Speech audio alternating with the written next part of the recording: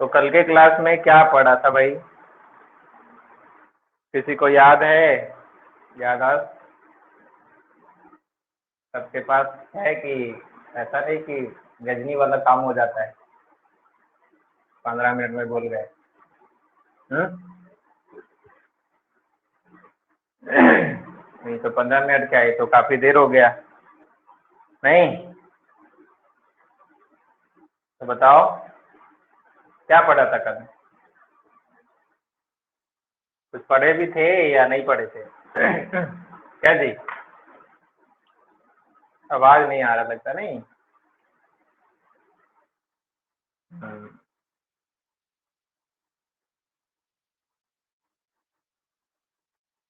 ओ, या मोतीचूर का लड्डू लगे मुंह में रखा नहीं? कई कारण हो सकता है। कहीं कोई फेविकॉल तो नहीं खा लिया? आवाज नहीं निकल रहा है? क्या पढ़ने वाले हैं? Columnar epithelium.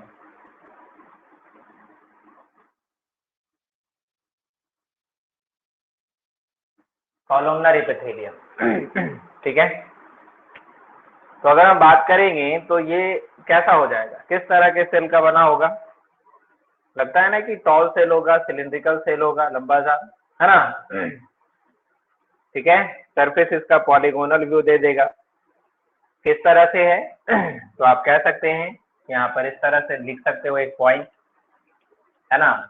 कुछ नोट कर लेते हैं पहले। तो हम लिखेंगे the epithelium, the epithelium which is made of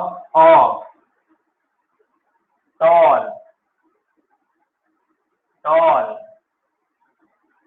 और pillar like, tall pillar like से, टॉल और पिलर लाइक, पिलर लंबा, epithelium which is made up of tall or pillar like cells called, क्या नाम दोगे? Columnar epithelium. ठीक है। अब ये भी हो सकता है, it is also occurs in two form, simple and stratified। Yes, single layer या मल्टी लेयर। सिंगल लेयर वाले को क्या कहते हो जी? Simple epithelium. और मल्टी लेयर्ड वाले को कंपाउंड या स्ट्राटिफाइड कह देते हैं। Any problem? क्लियर है? क्लियर? हाँ।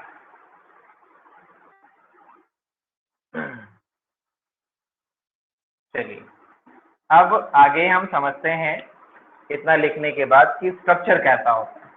उसके बाद बेटा डिफिजन इसका एक्सप्लेनेशन करेंगे। मिटा दो ना, लिख तो लिया होगा आपने। चलिए तो आगे इसमें हम लोग को अब स्ट्रक्चर करना है। तो स्ट्रक्चर को हम समझते हैं कैसा स्ट्रक्चर होगा, क्योंकि स्ट्रक्चर करेंगे तब स्ट्रक्चर को डिफाइन करेंगे। तो इसका दो व्यू देखो इस तरह से, एक ही में दो व्यू दिखा भी सकते हैं। टॉल पिलर लाइक से, लॉन्ग लॉन्ग से, इस तरह से। ठीक है।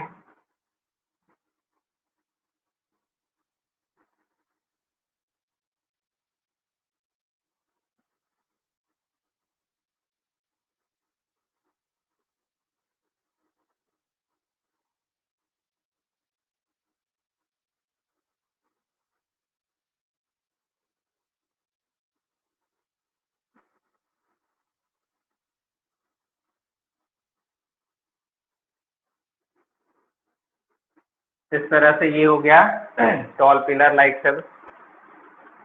अब इसमें जो न्यूक्लियस है, इसका खास न्यूक्लियस खासियत ये है कि ये क्या रहता है, ओवल न्यूक्लियस। ओवल न्यूक्लियस, इसके पास ओवल न्यूक्लियस ही होगा और बेसल पोर्शन पे होगा। ओवल न्यूक्लियस होगा, बेसल पोर्शन पे होगा, यानी पूरे बेस पे नहीं है, जस्ट एबव द बेस, नीचे से थोड़ा सा ऊपर में प्रेजेंट रहता है न्यूक्लियस। फिर एज लाइक सेल की तरह इसमें भी आपको साइटोप्लाज्म मिल जाते हैं, जैसे सब सेल्स में मिलता है।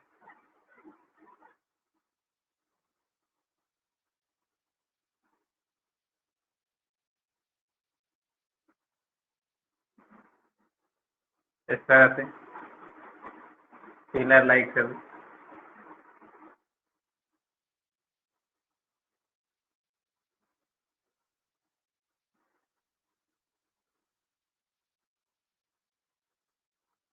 ऐसा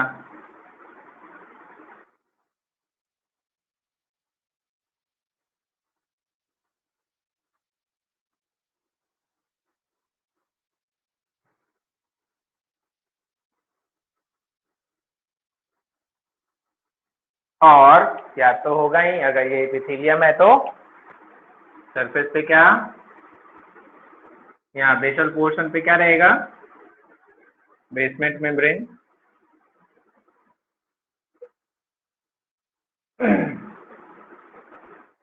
बेसमेंट मेम्ब्रेन, ठीक है। और फिर सरफेस व्यू अगर देखते हैं ऊपर से तो ये कुछ इस तरह से दिखता है।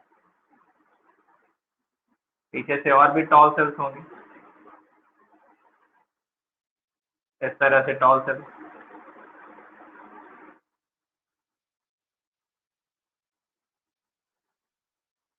इस तरह से टॉल सेल्स।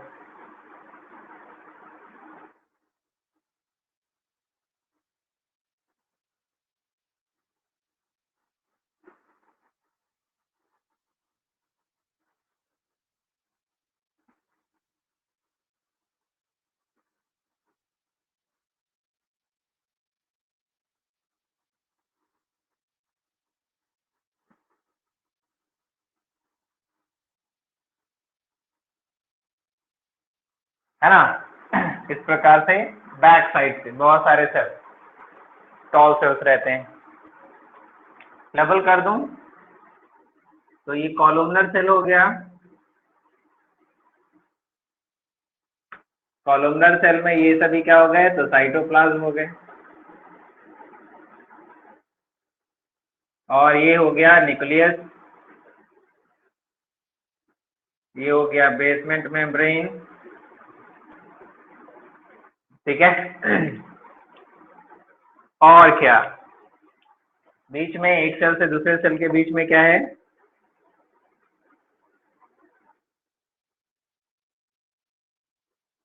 तो जुड़ा हुआ स्ट्रक्चर, क्या कहते हैं उसको, याद है, क्या बोलते हैं, one cell to attach with another cell by cell junction. क्या कहते हैं इसको, cell junction, cell junction. Figure है कैसा, side view, side view of columnar epithelium, side view of columnar epithelium बन गया। अब इसी को एक्सप्लेन कर लें कि कैसा होता है ये, है ना। तो आप नोट कर सकते हैं क्या होगा, पिलर लाइक जो सेल है, टॉल जो सेल है, कॉम्पैक्टली अरेंज होगा, है ना। लिख सकते हैं columnar, columnar cells are compactly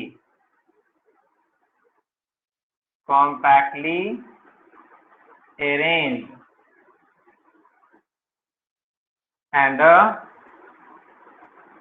no intercellular space. No intercellular space. Intercellular space नहीं होगा। हो गई बात? ठीक है, क्या कहेंगे? Cells have Oval nucleus. Nucleus कैसा होगा? ओवल होगा। Cells have Oval nucleus. Oval nucleus located near the basal portion. Near the basal portion.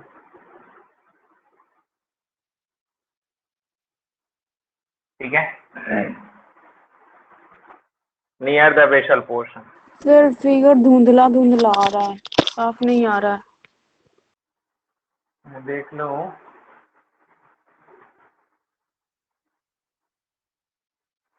ठीक तो है, देयर इज नो फॉल्ट।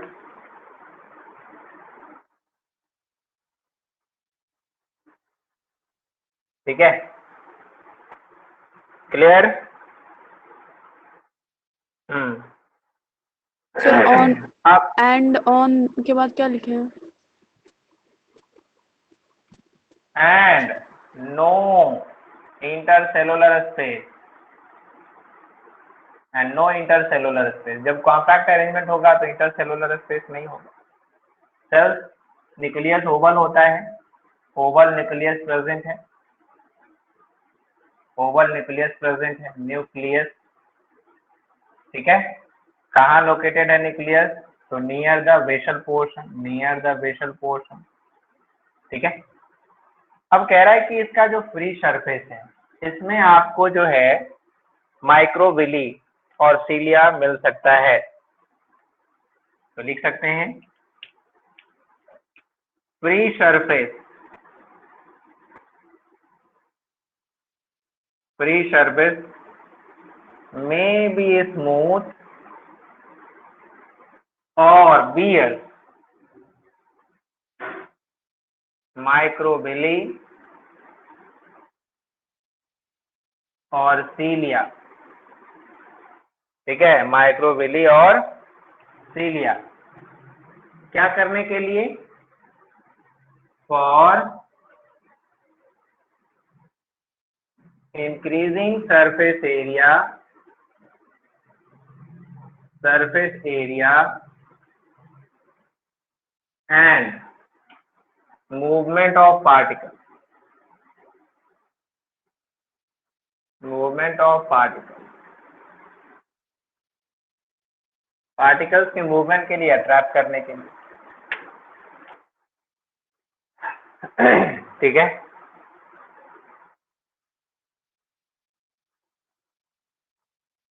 ये जो कॉलमनर एपिथेलियम है ये मॉडिफाइड करता है और ये स्पेशली सेक्रेट करता है म्यूकस इन द स्टमक। थोड़ा सा उधर होइए ना। म्यूकस का सेक्रेशन का काम जो है ये कॉलमनर एपिथेलियल टिश्यू ही करता है और ये मॉडिफाइड जो होता है देन इसको हम कहते हैं क्या? Goblet cell. क्या बोलते हैं उसको? Goblet cell. ठीक है, देख सकते हैं यहाँ पे लास्ट पॉइंट में, some cells, ठीक है, some cells also produce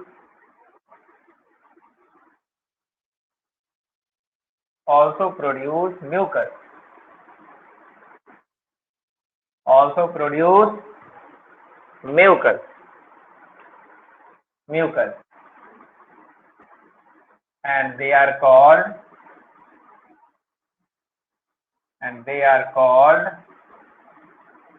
क्या नाम दोगे सेल का? Goblet cell. ठीक है, क्या बोलते हैं उसको? गॉबलेट सेल, जो म्यूकस का सेक्रेशन करता है। ये भी मॉडिफाइड कॉलमनर एपिथेलियम। स्ट्रक्चर हो गया भाई, स्ट्रक्चर आपका हो गया यहाँ पे कंप्लीट। अब यहाँ पे फंक्शन ये लोकेशन की बात करते हैं। तो लोकेशन आपको पता है, शॉर्ट तरीके से लिखेंगे। हो गया क्या ये कंप्लीट?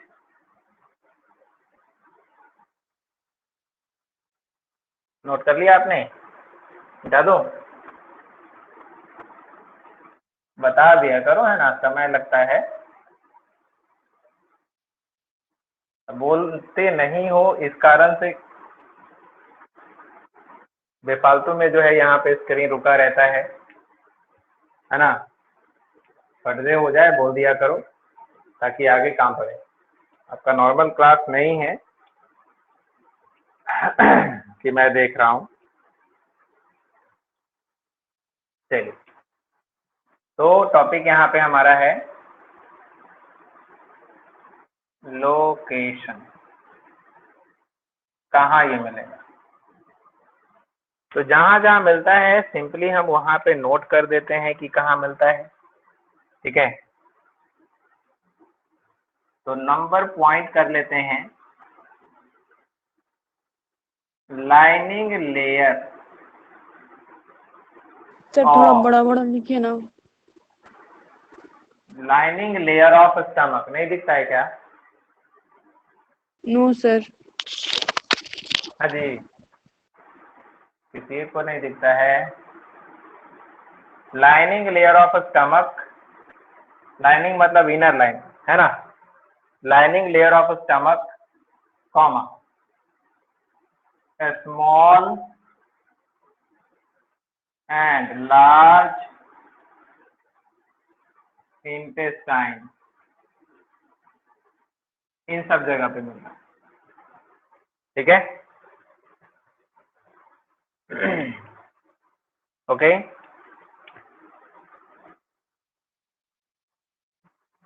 इसके बाद कहाँ मिल रहा है? यहाँ पर हो गया। दूसरा को गॉल ब्लैडर में मिल रहा है।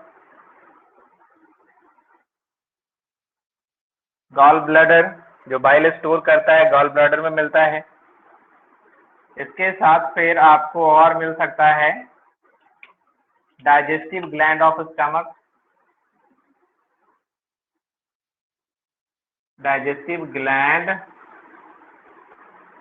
Of stomach. स्टमक के डाइजेस्टिव ग्लैंड में मिल सकता है क्योंकि म्यूकस का तो सिक्रेशन होता है ना। इंटेस्टाइन के डाइजेस्टिव ग्लैंड में मिल सकता है एंड पैंक्रियाज में भी मिलता है। ठीक है, पैंक्रियाज में भी मिलता है। और कहाँ मिलेगा ये?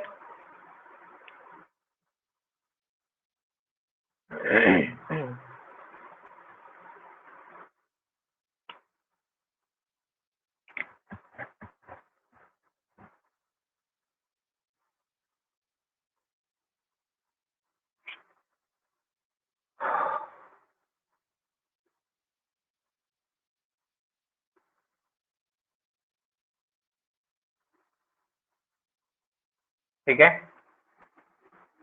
इसके बाद और कहाँ मिलेगा?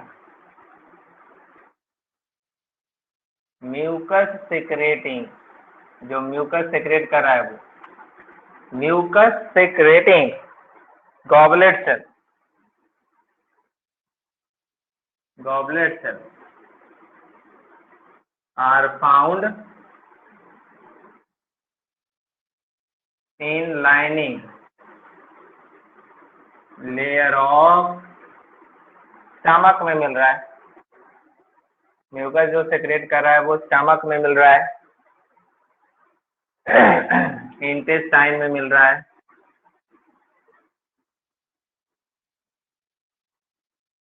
और कहाँ मिलेगा? इंटेस्टाइन में, फिर रेस्पिरेटरी ट्रैक्ट में मिल रहा है।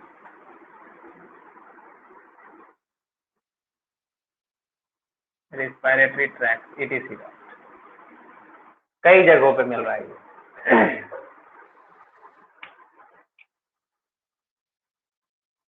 ठीक है,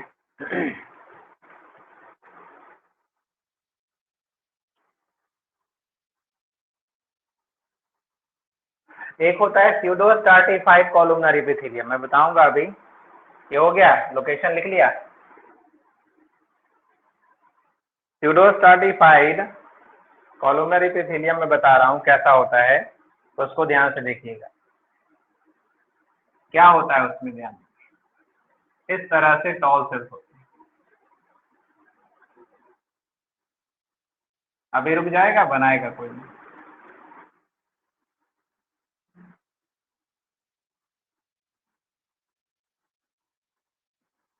समझना पड़ेगा, अभी भी नहीं बनाएगा।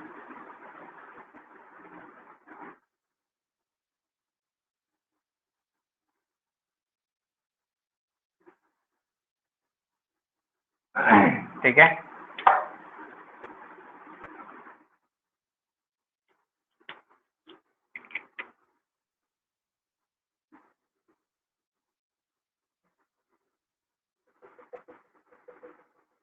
ये देखने में आपको एपिथेलियम लग रहा है, कॉलमनर एपिथेलियम। क्या होता है इसमें, ध्यान दें। ये बीच बीच में सबसे सारा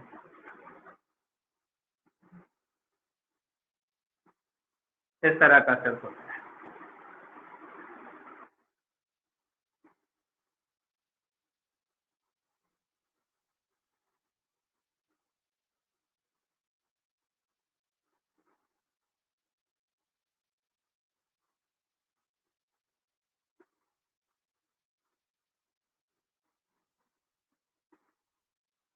इस तरह से इसमें क्या है कंडीशन कि इसमें कुछ लार्ज सेल्स होते हैं, जैसे ये बड़ा टॉल सेल्स है, ये वाला जो आपको दिख रहा है ये स्मॉल सेल है। तो सेल के अनुसार से देखेंगे तो ऐसा लग रहा है कि छोटे और बड़े सेल्स का यहाँ पे डबल लेयर है, और जहाँ पे डबल लेयर है तो ऐसा फील होगा कि जैसे डबल लेयर हो गया, एक से ज्यादा लेयर हो गया, तो स्ट्राटिफाइड इसको कह देंगे। लेकिन एक्चुअली में ये क्या होता है, ये सिंगल टॉल लेयर के अंदर ही रहता है। यानी अगर ये टॉल सेल्स मैच्योर हो गया, ओल्ड हो गया, डैमेज हो गया, तो ये जो स्मॉल सेल है ये ग्रो करके फिर इसके जगह को ले लेता है। तो ये अपीयर होता है एज अ डबल लेयर, लेकिन है एक्चुअली में ये सिंगल लेयर। तो देखने में क्या है, स्ट्राटिफाइड, लेकिन स्ट्राटिफाइड इज नॉट कंप्लीट, यानी फॉल्स है ये। तो इसलिए हम इसको क्या बोलते हैं मालूम है, ये हो जाता है क्या, स्यूडो स्ट्राटिफाइड। क्या होता है,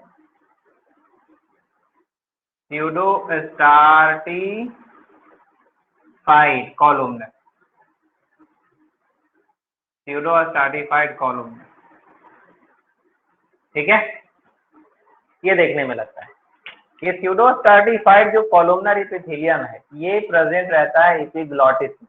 ठीक है, स्यूडो स्ट्राटिफाइड जो एपिथेलियम है ये कहाँ प्रेजेंट रहता है, एपिग्लॉटिस में। एपिग्लॉटिस कौन सा पोर्शन है, तो ट्रैकिया को जो कवर करने वाला पोर्शन होता है, ट्रैकिया को जो कवर करने का जो पार्ट होता है उसको कहते हैं एपिग्लॉटिस। तो वो एपिग्लॉटिस में स्यूडो स्ट्राटिफाइड एपिथेलियम प्रेजेंट रहता है। स्यूडो कैसा हुआ वो आपने देख लिया। ठीक है, तो एक पॉइंट यहाँ पे हम लिख देते हैं स्यूडो स्ट्राटिफाइड के लिए। ठीक है, हाँ, स्यूडो, सर फिगर बना ले। हाँ बना सकते हो। स्यूडो स्ट्राटिफाइड कॉलमनर एपिथेलियम है ना, स्यूडो स्ट्राटिफाइड कॉलमनर एपिथेलियम। ठीक है, occurs in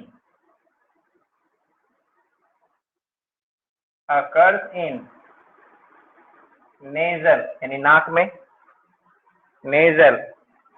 ठीक है, नेजल एंड स्यूडो स्ट्राटिफाइड जो है वो नेजल में और जेनिटल ट्रैक्ट में रहता है, और स्ट्राटिफाइड जो है वो प्रेजेंट होता है एपिग्लॉटिस।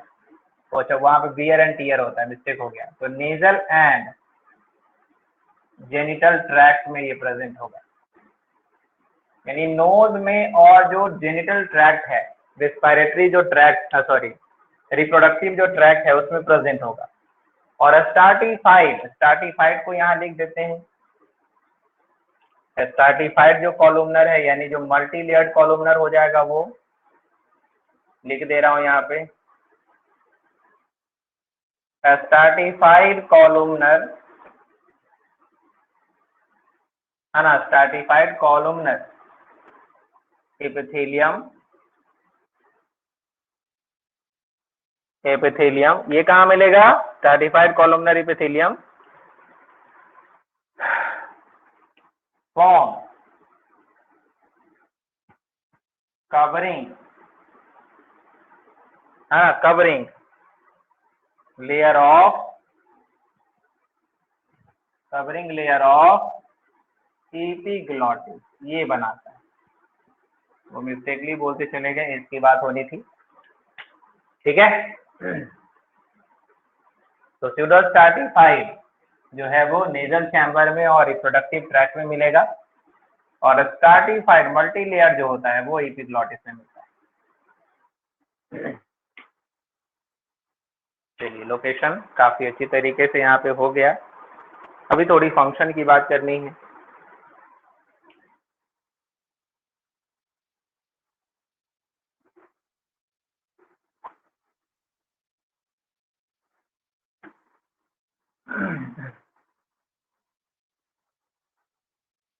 ठीक है, तो मैं यहाँ पे फंक्शन कर दे रहा हूँ।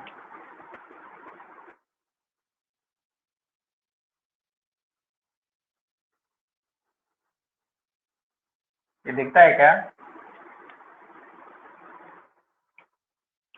ये कलर दिखता है? फंक्शन क्या होता है बताओ? इसका भी काम जो है एब्जॉर्प्शन का काम है, सिक्रीशन का काम है ना, प्रोटेक्शन का काम है। तो ये काम ये करता है जनरली। तो लिख सकते हैं यहाँ पे सिक्रीशन का काम कहाँ कर रहा है?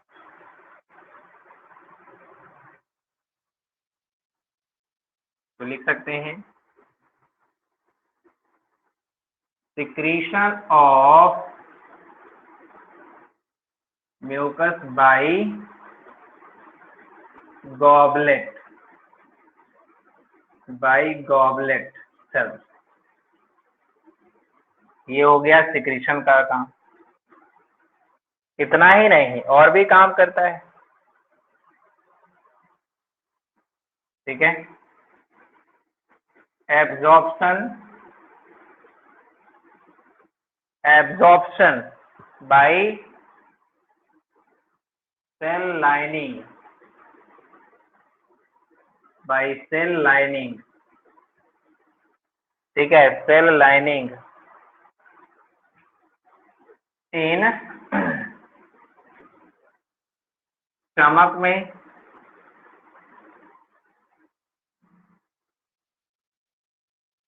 इंटेस्टाइन में, गाल ब्लडर में। यहाँ पर भी वाटर का एब्जॉर्प्शन होता है ना, ठीक है। ये एब्जॉर्प्शन का काम हो गया।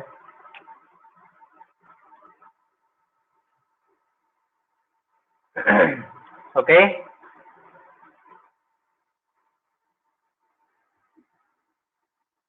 और तो और ग्लैंडुलर एपिथेलियम का भी काम करता है। It is the most, it is the most, ठीक है, इट इज अ कंपोनेंट, ऐसे करके लिखो, it is a component of most glandular epithelium, secretion करने वाले एपिथेलियम में भी प्रेजेंट होता है, ठीक है।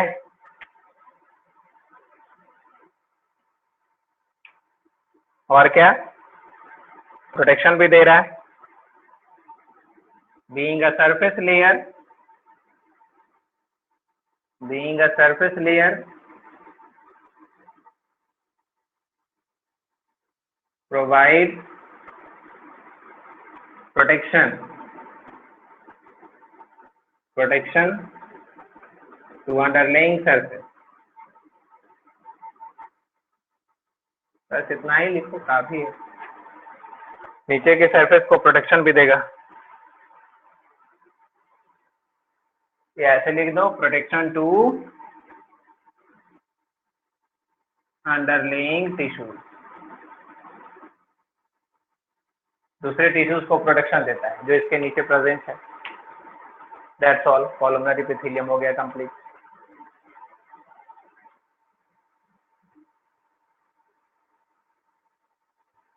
हो गई बात? ठीक है।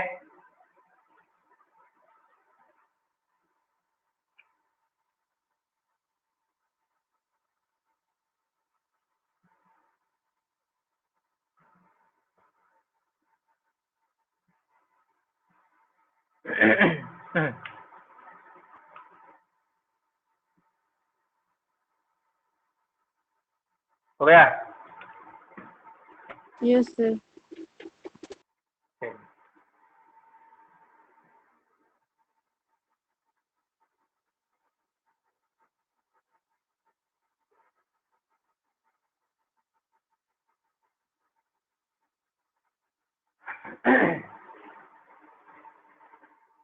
मिटा दो इसको।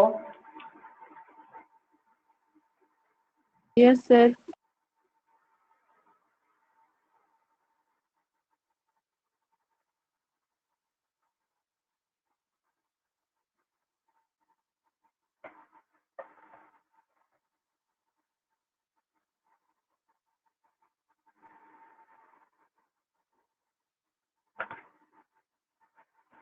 अभी हम लोग को पढ़ना है on the basis of function epithelium. बस last.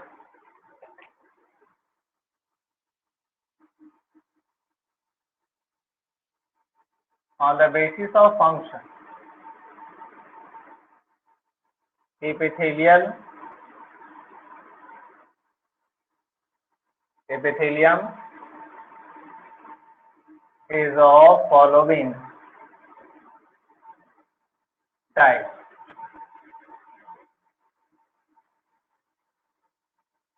Epithelium is of following type. ठीक। तो on the basis of function, तो फंक्शन के बेसिस पर हम देखते हैं बारी बारी से।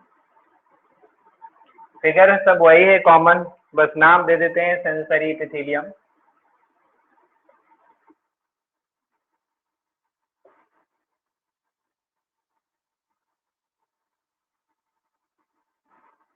सेंसरी एपिथेलियम क्या कहोगे? सेंसरी एपिथेलियम का मतलब हो गया कि एपिथेलियम जिसके पास सेंसरी नर्व कनेक्शन हो, जैसे टेस्ट बर्ड है ना,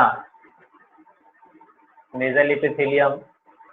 तो इन सब जगहों पे स्किन, इवन स्किन, ये भी आपका सेंसरी में आता है, जो टच को रिसीव करे, टेस्ट को रिसीव करे, है ना। तो लिख सकते हैं it consists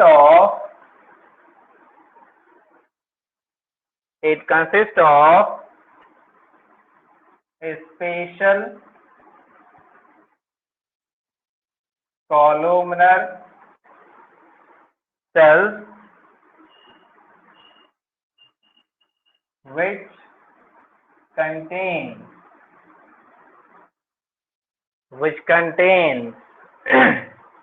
sensory hairs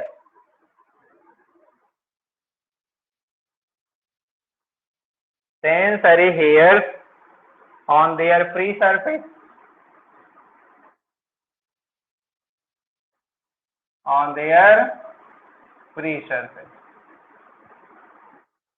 free surface पे कंटेन करेगा सेंसरी हेयर।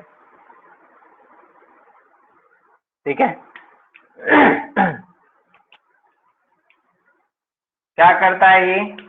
एक्सटर्नल स्टिमुली को पिक्स अप करता है। It picks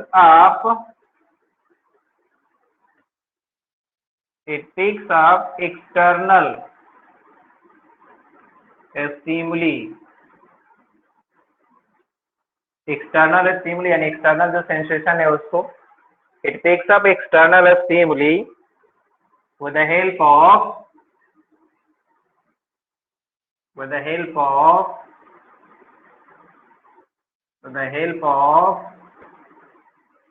its sensory hairs,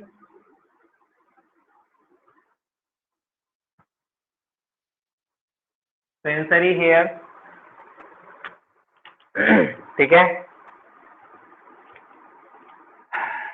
example में देखो कौन कौन होगा।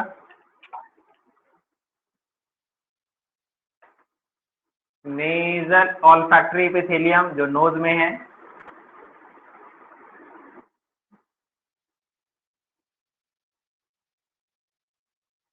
ऑल्फैक्टरी एपिथेलियम जो नोज में प्रेजेंट है सूंघने के लिए, ठीक है।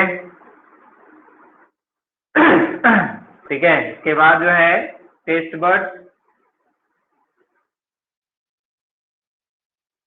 जो जीभ टंग पे प्रेजेंट है, टेस्ट बड्स इडेसिडॉट।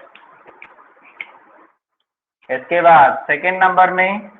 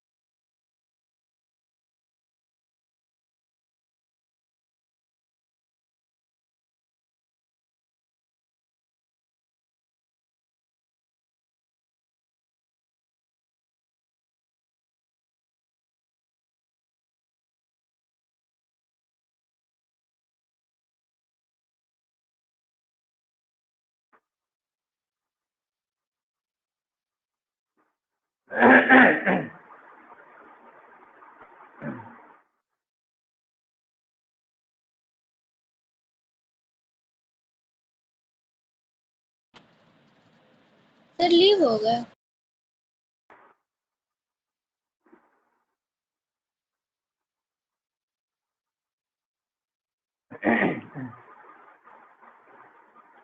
आ गया।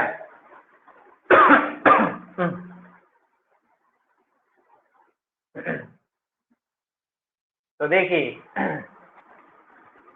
अभी हम लोग देख रहे हैं on the basis of function epithelium जो है वो कई तरह का है, मेनली 4 टाइप को यहाँ पे बताएंगे आपको। जिसमें सेंसरी एपिथेलियम बताया जिसमें स्पेशल कॉलमनर सेल्स प्रेजेंट है और उसके सरफेस पे जो है वो सेंसरी हेयर्स है, यानी सेंसरी नर्व से कनेक्टेड रहता है वो। इसका काम है जो भी एक्सटर्नल स्टिमुली है उसको रिसीव करना। जैसे हम लोग सूंघते हैं किसी चीज को तो नोज के अंदर ऑल्फैक्टरी एपिथेलियम है, उसकी मदद से सूंघ लेते हैं किसी भी चीज को। इवन अगर कुछ खाते हैं तो हम जो टेस्ट लेते हैं वो टेस्ट बड की मदद से लेते हैं, है ना। क्लियर है? चलिए अब हम पढ़ेंगे जर्मिनल एपिथेलियम। जर्मिनल एपिथेलियम, ठीक है। ये क्या होता है? ये मॉडिफाइड क्यूबाइडल एपिथेलियम है, ठीक ना। तो लिख सकते हो आप, it is a modified cuboidal epithelium. It is a modified cuboidal epithelium. Modified cuboidal epithelium which is specialized to form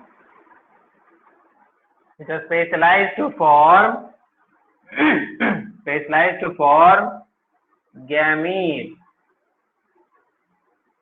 such as sperm and ovum. ये बनाने का काम करता है. कहाँ मिलेगा ये मालूम? तो कहाँ मिलता है? It is found in gonad. Gonad किसको कहते हैं? तो together with ovary and testis and ovaries को मिलाकर के एक साथ कहते हो गोनाड. ठीक है, that's all. Any problem?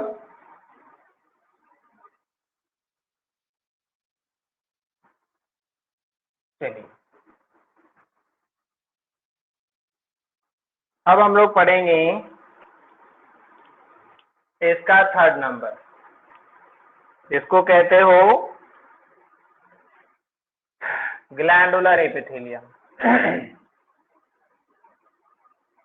Glandular epithelium.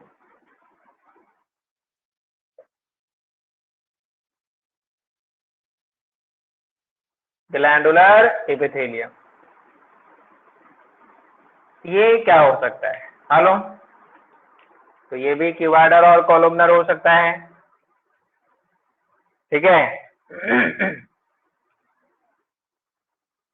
लिख सकते हैं it is also modified columnar and cuboidal epithelium which is specialized to secrete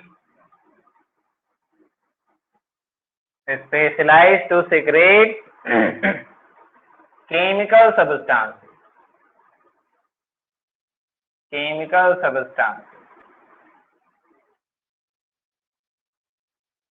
ठीक है, ये क्या होता है, कैसे होता है? तो ध्यान देना, एपिथेलियम ऑफन इनफोल्डेड. ठीक है, often infolded to form multicellular gland. यानी ग्लैंड हम उसको सेल को भी कह सकते हैं, टिश्यू को भी कह सकते हैं, किसी ऑर्गन को भी कह सकते हैं, लेकिन स्पेशली क्या है? सिक्रीशन होना चाहिए. तो gland is not only tissue, not only organ, not only cells. तो सेल, टिश्यू या ऑर्गन कोई भी जिसका स्पेशल काम हो सिक्रीशन करना, तो उसको हम ग्लैंड कहते हैं. तो epithelium often infolded to form multicellular gland. ठीक है, अब ये ग्लैंड क्या करेंगे भाई? ठीक है, ग्लैंड क्या करते हैं? तो केमिकल सिक्रीशन करता है. Gland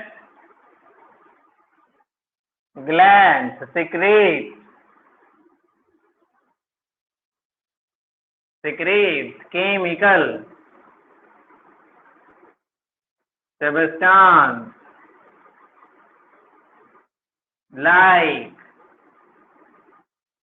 mucus, sweat, tears, saliva,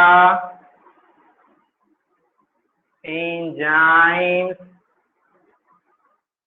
hormones,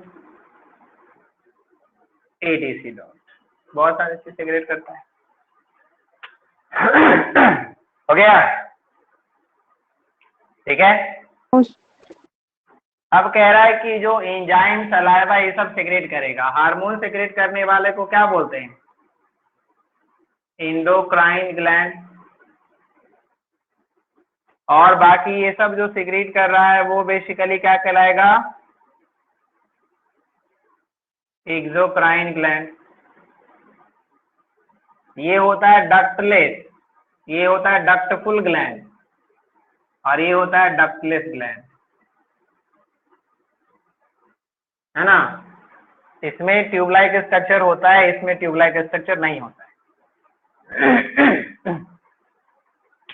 okay.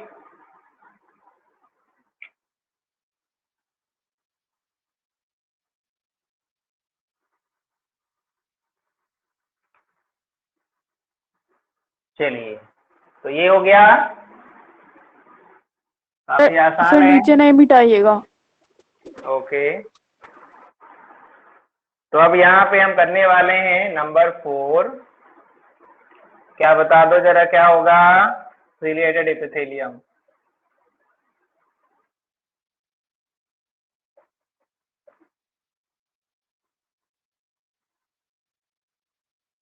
Ciliated epithelium, ठीक है, ciliated epithelium.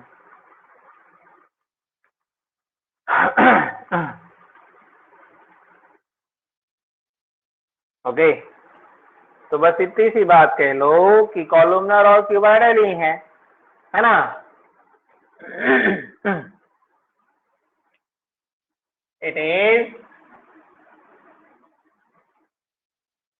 it is columnar और क्यूबाइडल एपिथेलियम, ठीक है, columnar and cuboidal epithelium where cell bear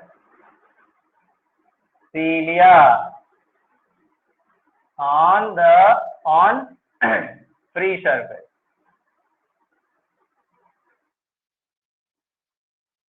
free surface पे सीलिया मिल रहा है,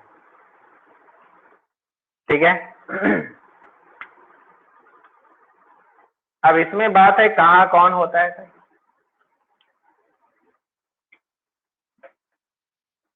तो सीलिएटेड, ध्यान देना, ciliated cuboidal epithelium occurs in sperm duct, sperm duct में मिलता है और यूरिनिफेरस ट्यूब्यूल्स में मिलता है, जो कि किडनी के अंदर होता है, ठीक है। ओ नो नो नो, हाँ, यूरिनिफेरस जो किडनी के अंदर होता है। यूरिनिफेरस ट्यूब्यूल का मतलब क्या होता है बताओ? नेफ्रॉन। यूरिनिफेरस ट्यूब्यूल नेफ्रॉन को ही कहते हैं, ठीक है, कोई कंफ्यूजन नहीं। अब आगे, तो ciliated columnar epithelium found in respiratory tract, respiratory tract में मिलता है, मतलब ट्रैकिया में मिलेगा और नोज में मिलेगा। तो नोज का जो सबसे पोस्टीरियर पार्ट होता है वहां मिलता है। अब ट्रैकिया में जो है सीलिया, सीलिया का हमेशा मूवमेंट ऊपर की ओर होता है, जब भी होता है तो ऊपर की ओर होता है, और यहाँ से होगा तो इधर की ओर, यानी सिंगल डायरेक्शन मूवमेंट होता है सीलिया। इसीलिए जब भी कभी कफ बनता है तो वो कफ ऊपर की ओर सीलिया उसको लाता रहता है, मूव करके लाता रहता है, और वो जब गले में आता है तो खराश करते हैं। उसी तरह से जब भी कभी सर्दी होगी तो म्यूकस जो है वो ये नीचे की ओर आता रहेगा, नीचे की ओर आता रहेगा, ठीक है, इसीलिए उसको ऊपर की ओर खींचते हैं। सीलिया का मूवमेंट होता है जो हमेशा जो है आउटवर्ड, बाहर की ओर होता है, जब बाहर की ओर पार्टिकल को निकाले। ठीक है, respiratory tract and oviduct, oviduct जिसको हम बोलते हैं फैलोपियन ट्यूब, जो फीमेल बॉडी में है, फैलोपियन ट्यूब में मिलता है। ठीक है ना? ओके, क्या करेगा, कैसे करेगा, समझ लीजिए थोड़ा सा। सीलिया प्रोड्यूसेस, सीलिया प्रोड्यूस करंट। करंट का मतलब यहाँ पे क्या है, करंट प्रोड्यूस करता है मूवमेंट के लिए, प्रोड्यूस है current in liquid medium, liquid medium में मूवमेंट करता है। ठीक है, अब जैसे मान लो ओविडक्ट में है, तो ओविडक्ट में क्या करेगा, इट पुशेस द ओवम, जिसको हम कहते हैं एग सेल, ओवम और एग सेल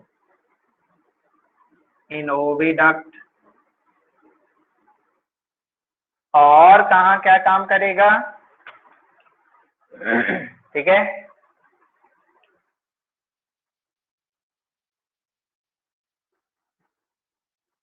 इन रेस्पिरेटरी ट्रैक्ट में क्या करेगा, in respiratory tract it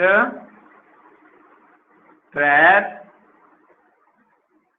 dust particles, microbes, microbes को ट्रैप करेगा, डस्ट पार्टिकल को ट्रैप करेगा। Microbes with the help of ciliary movement,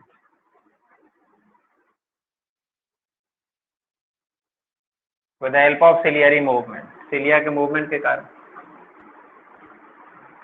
that's all.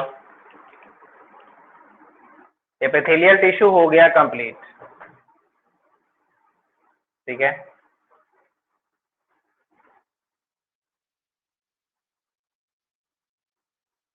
अब हम लोग आगे पढ़ेंगे कनेक्टिव टिश्यू नेक्स्ट क्लास में। सर थोड़ा सा हटिए ना।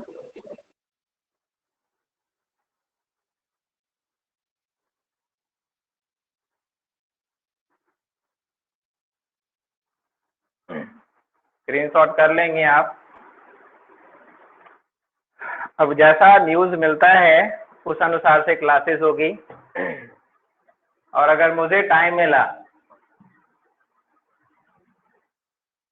तो कल अगर मैं एक, अरे होता क्या है क्लास हो नहीं पाता, अब कल का भी अलग सा बना हुआ ठंडा स्कूल जाने का था, फिर भी अगर रह गए तो शायद आपका क्लास हो सकता है।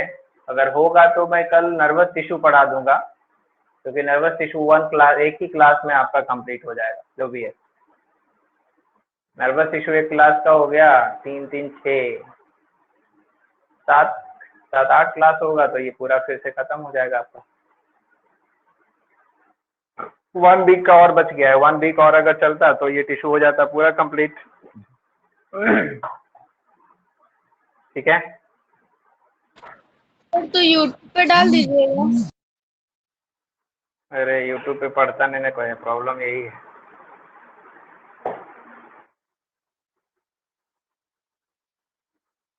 ठीक है, सर अब यहाँ पेन ले रेगुलर क्लासेस लीजिएगा। चल रहा है, वो तो गायब है सर। लिख लिया, नोट कर लिया ना? यस कोई सर। तकलीफ, कोई दिक्कत है किसी को?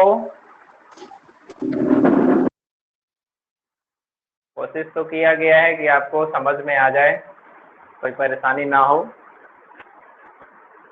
अगर इसके बाद भी परेशानी हुई तो रिवाइज करेंगे और फिर अगर कोई त्रुटि हुई तो आप पूछेंगे। ठीक है, कोई सवाल अगर हो, कोई प्रॉब्लम हो तो व्हाट्सअप आप कर सकते हैं, ग्रुप में पूछ सकते हैं।